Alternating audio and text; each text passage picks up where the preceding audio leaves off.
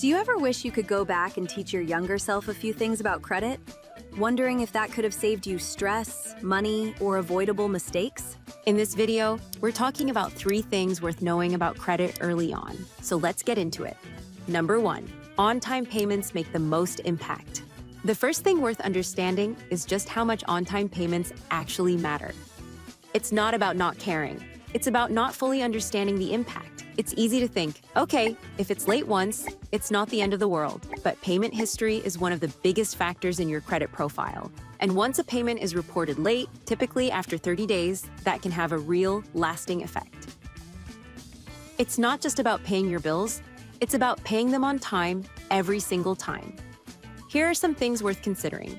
Is this payment actually comfortable for me every month? Because it can be easy to commit to something when everything feels stable, but life changes, income shifts, expenses come up, and that's when things can fall behind. Set up autopay for at least the minimum payment.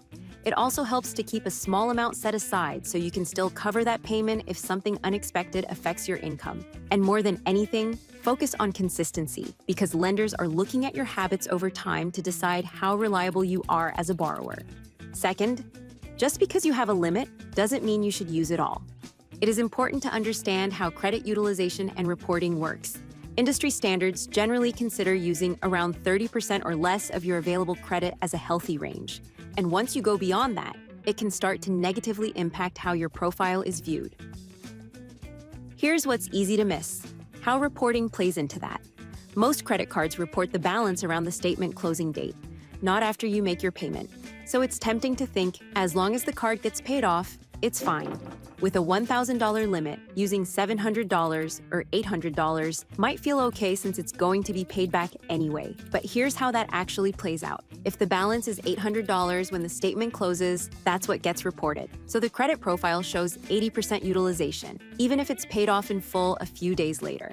On the other hand, if the balance is closer to $300, when it's reported, that's around 30%, which is within that healthy range. It's the same card and same limit, but the difference is what gets reported.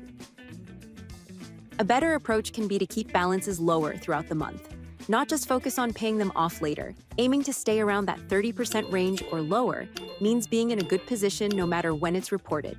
That also allows for more flexibility. If something changes, income, unexpected expenses, there's no need to work down from a high balance just to stay on track.